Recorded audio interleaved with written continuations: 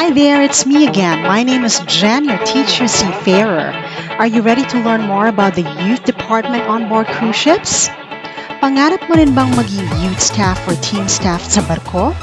If yes, then this video is for you. Before we start a new lesson, let's have a quick review of the things that we learned from the previous episode. Ano-ano nga ba ang mga natutunan mo noong nakaraang linggo? Let's have a quick recap. Number 1, we learned that the youth department is part of the entertainment department na napapaloob naman sa hotel department.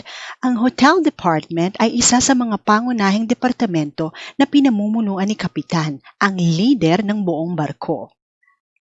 Number 2, we also learned that there are two groups of passengers. We have the adult guests and we also have the youth passengers.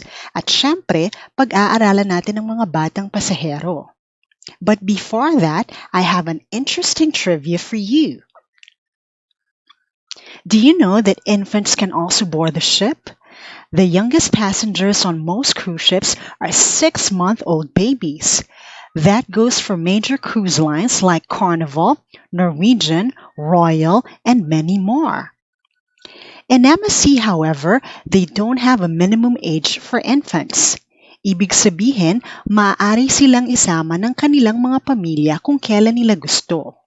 But on longer cruises, particularly cruises that go trans-Pacific, transatlantic, and those that sail to Hawaii and some South American countries, the minimum age requirement was raised from 6 months to 12 months or 1 year. These policies were made to protect the vulnerable health of young infants. Kasi nga naman, habang nasa dagat o mga puerto, ang kakayahang makakuha ng mabilisan at sopistikadong medical care ay maaaring limitado o kaya naman ay pwedeng maantala. Sino-sino nga ba ang mga batang pasahero sa barko? Passengers aging 6 months or lower up to 17 years are considered youth.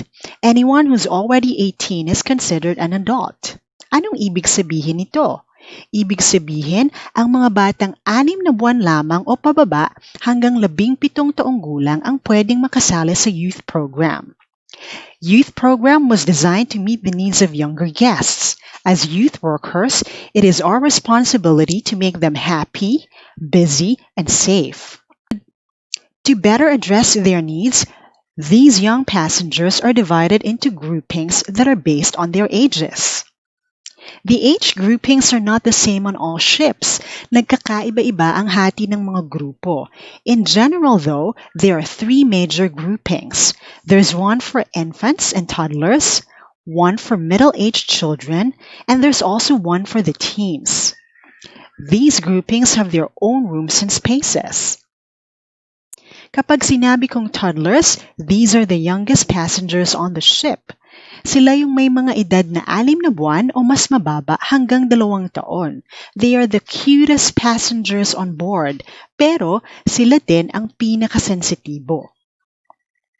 Ang middle-aged children naman ay ang mga bata na may edad na 3 taon hanggang 12. Ganito sa Norwegian Cruise Line, pero hindi ito standard. Halimbawa, sa P&O Australia, ang grupong ito ay nagsisimula sa 2 at nagtatapos sa 10 taon. Sa Royal naman, nagsisimula sila sa 3 at nagtatapos sa 11 taon. Dahil na rin sa dami ng mga bata na may ganitong edad, ang grupong ito ay pwede pang mahati sa mas maliliit na pangkat. Pwedeng magkaroon ng 2 o kaya naman ay 3 subgroups sa loob nito. Ang pinakahuli ay ang grupo ng mga teens. Their ages range from 12 to 17. Minsan naman, mas maaga. Minsan, 11 pa lang, pwede na. It all depends on the youth policy of the company you will work for. Kaya importanteng malaman mo ito. Ang grupong ito ay pwede pang hatiin sa 2 pangkat. There are separate groups for the younger teens and also for the older teens. Now that you're familiar with the different age groups, it's now time for us to know more about the youth workers, the people behind the youth program, the people who run fun activities and look after the infants, the middle-aged children, and also the teens. Dahil may iba't ibang grupo ng mga batang pasahero, there are also different groups of youth workers. Isa-isahin natin sila.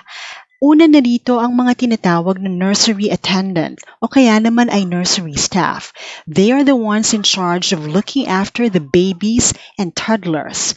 Susunod sa kanila ang mga youth staff na para naman sa mga middle-aged children. At pinakahuli ang mga teen staff na sumusubaybay naman sa mga teenagers. Kailangan mong malaman na hindi lahat ng barko ay nangangailangan ng nursery attendant. Hindi rin kasi lahat ng mga barko ay nag-o-offer ng drop-off service para sa mga infants and toddlers. Kapag sinabi kong drop-off service, ibig sabihin ang mga magulang ay pwedeng iwanan ang kanilang mga sanggol sa mga youth workers at pagkatapos ay babalikan nila ang mga ito makalipas ang ilang oras.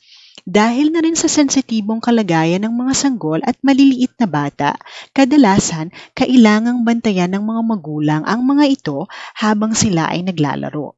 Ngayon naman ay pag-uusapan natin ang mga leader ng youth team. Ang nursery staff, youth staff, at teen staff ay nagre-report sa youth program manager na siya namang overall in charge ng buong youth department. Siya ay tinutulungan ng teen coordinator na siya namang namamahala sa mga teen staff, pati na rin ang nursery coordinator na siyang nagsusupervise sa mga nursery attendant. The names and titles may vary. It may not be the same on all ships, pero pare-pareho lang ang mga tungkuling ginagampanan nila. So there, we've reached the end again. Madami ka bang natutunan? Na-overwhelm ka ba sa dami ng mga impormasyon na nalaman mo? There's more to come. For the next episode, we're going to talk about the different duties and responsibilities of youth workers on cruise ships. Samahan mo uli ako. Mag-aral tayo at matuto. Again, this has been Jen, your teacher seafarer. Happy sailing!